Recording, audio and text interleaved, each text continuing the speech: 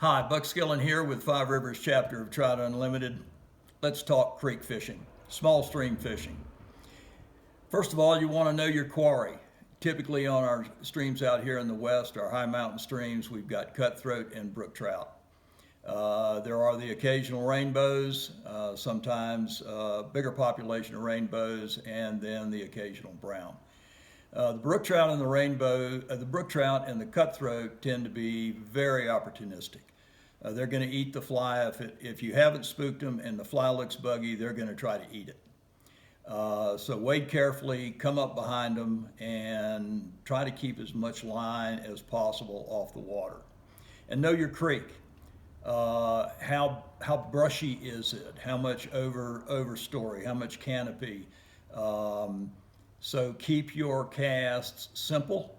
I use a steeple cast where I'm just firing the line straight up over my head with probably no more than 2 or 3 feet of fly line out the tip top.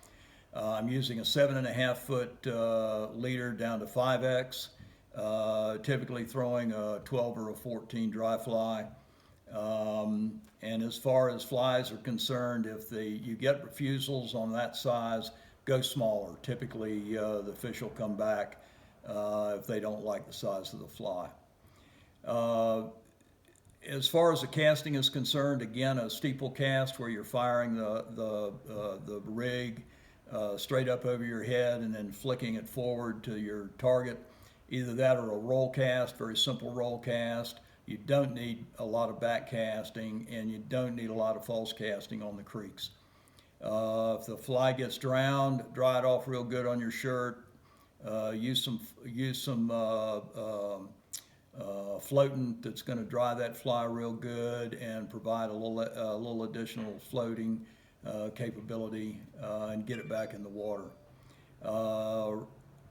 The tactics of fishing a small stream are typically going upstream. I personally don't like fishing downstream, so I'm going to fish upstream, coming up behind the fish because they're sitting there looking upstream because that's where the food's coming from.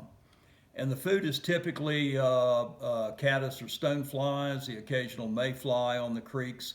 So try to know what your creek is going to be producing. If there is a hatch, if there's not a hatch, you can pretty much count on those fish being susceptible to a downwing fly. I personally like a Trude style, which has a white wing and gives these old eyes the ability to see the fly. If you have trouble seeing a white winged fly, carry a magic marker in pink or orange with you and use that to color the wing. Perhaps that'll give you a better visual on the fly. And with that, the thing to do is to get out there on the stream and get fishing, so tight lines.